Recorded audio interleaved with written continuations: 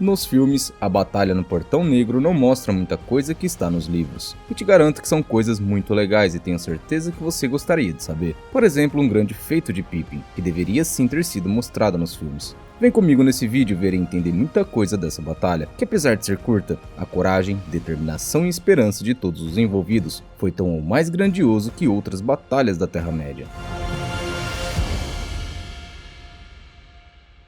Hoje vamos falar sobre a última batalha contra Sauron, a batalha que acontece em seu Portão Negro, conhecida como a Batalha do Morannon. Uma guerra praticamente perdida para Aragorn, Gandalf e seu exército, mas com um resquício de esperança em que Frodo e Sam obtivessem sucesso em destruir o Anel Regente, e assim, Sauron se tornasse nada mais que uma inofensiva sombra e que os alicerces da Torre Escura sucumbissem e sua fortaleza fosse destruída, e com isso o mal finalmente vencido na Terra-média, pelo menos por aquele tempo. Assim como disse Gandalf, não é nossa função controlar todas as marés do mundo, mas sim fazer o que pudermos para socorrer os tempos em que estamos inseridos, erradicando o mal dos campos que conhecemos, para que aqueles que viverem depois tenham terra limpa para cultivar. Que tempo encontrarão não é a nossa função determinar.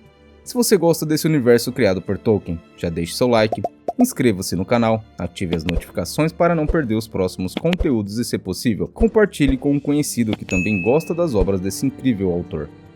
Antes de falar sobre a batalha, vamos ver como era a região de Mordor. Mordor é uma região que fica ao sul da Terra-média, também chamada de Terra Negra. Sua entrada principal é através do Morannon, nome em Sindarin que significa Portão Negro. A terra de Sauron tinha 3 características principais: as montanhas de nome Montanhas de Sombra e Montanhas de Cinza, que serviam como uma gigantesca muralha de proteção, um terreno elevado e plano chamado de Platô de Gorgoroth, e as planícies de Liflad. As terras de Mordor eram áridas e vulcânicas. No Platô de Gorgoroth ficava o Monte da Perdição em Barad-dûr, a Torre Negra, fortaleza de Sauron. No noroeste ficava o vale circular chamado de Inferno, e para chegar até lá tinha que passar pelo Portão Negro, um imenso portão de ferro. Próximo ao portão, havia 2 colinas, e nelas foram construídas 2 enormes torres, chamadas de Carcoste, ou Forte Presa, e Narcoste, o Dente de Fogo, chamadas também de as Torres dos Dentes. Elas foram construídas milhares de anos antes pelos Homens de Gondor. Eles as construíram após a derrota de Sauron na Batalha da Última Aliança, quando Isildur cortou o dedo em que estava um anel na mão de Sauron, com o intuito de impedir que o Senhor do Escuro retornasse. Mas eles fracassaram e as torres foram abandonadas, sendo reformadas por Sauron quando ele retornou. Em frente às torres ficavam 2 montes de pedras arruinadas e terra que os orcs tinham acumulado em anos de trabalho, e eram chamados de Montes de Escória. Saindo de Mordor, próximo às Torres dos Dentes, fica os Pântanos Mortos. Antes de ser um pântano, lá foram enterrados muitos elfos e homens que lutaram na Batalha da Última Aliança, e com o tempo se formou aquele pântano medonho. A oeste de Mordor ficava Minas Tirith, e é de lá que parte o exército comandado por Aragorn para desafiar Sauron em seu próprio Portão Negro. Após as 2 importantes vitórias, tanto a do Abismo de Helm quanto a de Minas Tirith, os capitães que lutaram em Minas Tirith, juntos com Aragorn, Gandalf, Legolas e Gimli, fazem uma reunião chamada de O Último Debate, para decidir qual seria a última estratégia nessa luta contra Sauron, pois o perigo de novos ataques era iminente e pouca força restava aos homens. Se você não viu meus 2 vídeos que falo sobre as outras 2 batalhas, a de Rohan e a de Minas Tirith, vou deixar os links na descrição. Os vídeos estão excelentes e muito informativos, tenho certeza que você vai gostar. Também vou deixar cards no final do vídeo, é só clicar e ir ver sobre as outras batalhas. Outro recado importante: na descrição desse vídeo também vou deixar links dos livros de Tolkien para você comprar o seu, não deixe de ir lá conferir. Uma coisa era certa de conhecimento de Gandalf: Sauron estava com muita dúvida de sua vitória, pois as 2 últimas derrotas e a morte de seu maior e mais poderoso servo, o Rei Bruxo, fez ele ficar cego para tudo à sua volta, e atento apenas na direção de Minas Tirith. E aí que está toda a esperança de vitória de nossos heróis, pois Sauron não estava prestando atenção em sua maior ameaça, a ameaça dos 2 pequenos hobbits que caminhavam até as Montanhas da Perdição, para destruir seu maior e mais poderoso artefato, ou um anel, também seu maior ponto fraco.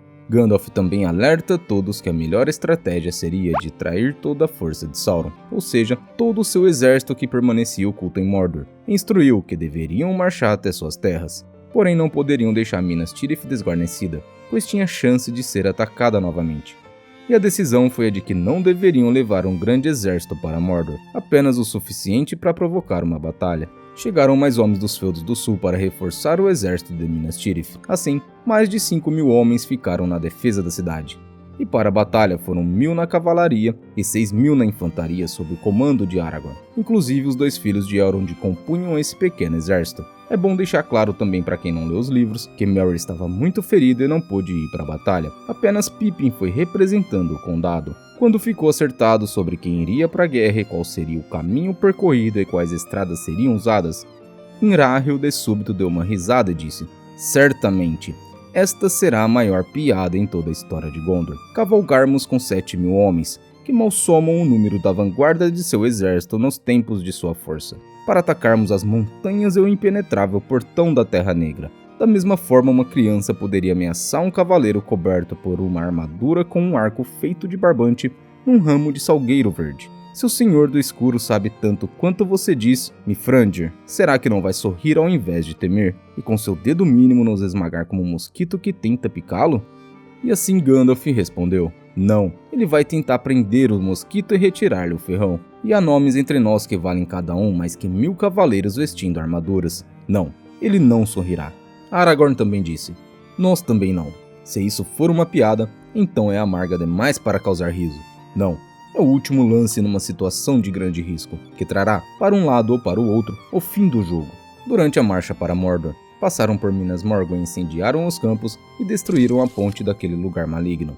E Aragorn deixou uma forte guarda na encruzilhada, caso o inimigo viesse por Morgul atacar Minas Tirith. A marcha prosseguia tranquila, porém o coração de todos os homens, dos postos mais altos aos mais baixos, estavam pesados e um mau presságio crescia dentro deles. No segundo dia de marcha foram emboscados por orques elestenses, homens que serviam a Sauron. Mas o exército de Gondor venceu sem dificuldades. Mesmo essa vitória não foi suficiente para encorajar os corações dos capitães, e para piorar, os Nazgûl começaram a sobrevoar o exército. Mesmo que os espectros do anel voavam a uma grande distância e não era possível vê-los, suas presenças era sentida pelos homens, e isso causava um grande terror em todo o exército. Após 6 dias de viagem, chegaram na desolação do Morannon, e naquele lugar, para onde olhavam, viam desolação e horror. Com isso, alguns dos homens do exército se acovardaram e não conseguiam mais avançar para a batalha, lembrando que eles estavam marchando praticamente para a morte, pois a única esperança era dos hobbits que estavam enfrentando toda a terra de Mordor e seu senhor, e que conseguissem, a tempo do exército chegar no Morannon, destruir o artefato que derrotaria Sauron para sempre. Ou seja, a esperança deles era algo inalcançável e a certeza de morte no Portão Negro era mais do que certa. Com isso, Aragorn se mostrou um tremendo comandante. Seus olhos se encheram de pena, pois para eles, Mordor era apenas um nome maligno.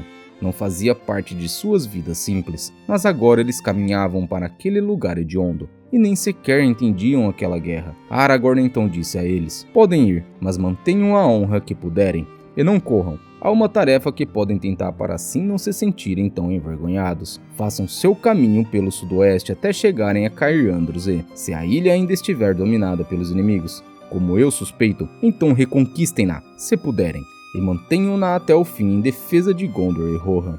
Para quem não sabe, Cair Andros é uma pequena ilha do rio Anduin pertencente a Gondor. Essa ilha era de extrema importância estratégica usada para atravessar o rio, e tinha sido tomada pelo exército de Sauron antes do ataque a Minas Tirith. Com essas palavras podemos ver o tamanho da sabedoria de Aragorn e o quanto ele amava seus semelhantes. Se analisarmos essas palavras, percebemos o quanto ele se importava com todos. Quando ele disse para que eles não corressem, sabia que essa atitude representaria uma enorme vontade de sair daquele lugar, mas isso também representaria uma enorme covardia por parte deles, e provavelmente seria um motivo de piada para toda a história. Além de ter percebido isso, Aragorn ainda deu uma importante missão a eles, para que se sentissem úteis e realizassem feitos honrosos que ficassem marcados positivamente na história. Ou seja, Aragorn em momento algum os julgou negativamente, ou tentou ridicularizar por terem se acovardado diante do perigo, mas ele se colocou no lugar deles, entendeu o motivo e designou a eles uma missão para que suas vidas não fossem manchadas pela vergonha, mas sim reconhecidas pela coragem e êxito de reconquistar um lugar importante que havia sido invadido pelo inimigo dias antes. Impossível não admirar um líder desse nível. Com a guarda deixada na encruzilhada de Minas Morgul e os homens que foram para Cair Andros, menos de 6.000 foram para o Portão Negro. Próximo ao Morannon, Aragorn colocara o exército na melhor forma possível. Eles foram reunidos e divididos nos montes de escória. Num monte estava Elmer, Inráhil e a Torre da Guarda, e no outro monte Gandalf, Aragorn e os Dúnedain. Os dois dividiam o exército.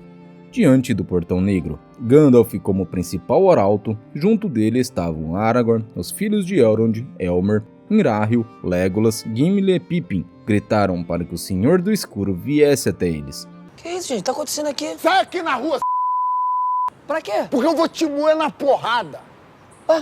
Mas veio o Tenente de Sauron, conhecido como Boca de Sauron, para negociar sobre essa batalha. Porém, não houve negociação e com medo, o Tenente fugiu alucinadamente de volta para além do portão, e nossos heróis voltaram para suas posições nos montes. O portão foi aberto e a batalha de fato começou. Próximo dali surgiu uma tropa de lestenses. E de tudo que é lado brotavam orcs, os Nazgûl que estavam nas Torres dos Dentes igual urubu. Foram os primeiros a sobrevoar os montes em que estava o exército dos homens.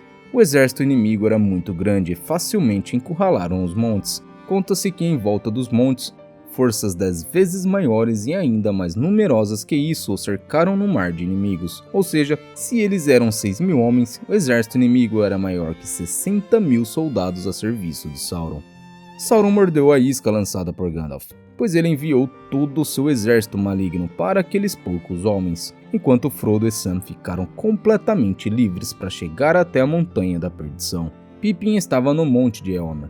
O primeiro ataque veio de uma companhia de Trolls. Pippin sacou sua espada e a contemplou. Desejou então que conseguisse realizar um feito quase tão grandioso quanto o de seu amigo Merry. Nisso, o grande chefe dos Trolls atacou o homem Beregond e o feriu gravemente. Quando a terrível criatura foi morder o pescoço do homem, pois eles tinham esse costume, Pippin deu um golpe com sua espada no Troll. Sangue negro jorrou. A espada perfurou e penetrou fundo nas entranhas da criatura. O Troll cambaleou e foi ao chão. Pippin acabara de matar o chefe dos Trolls do exército de Sauron. Nesse momento chegaram as águias para ajudar na batalha.